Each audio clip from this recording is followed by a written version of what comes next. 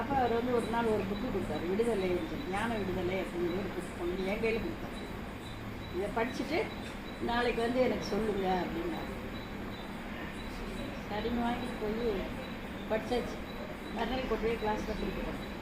அதுக்கு படிச்சிட்டிங்களா? படிச்சுட்டு வந்துடுங்க. எப்படி பிடிச்சிங்க அப்படிங்கிற ஃபுல்லாக புக்கு ஃபுல்லாக படிச்சுட்டேன். என்ன தெரிஞ்சிச்சு அப்படின்னா, ஒன்றுமே தெரியல, அதில்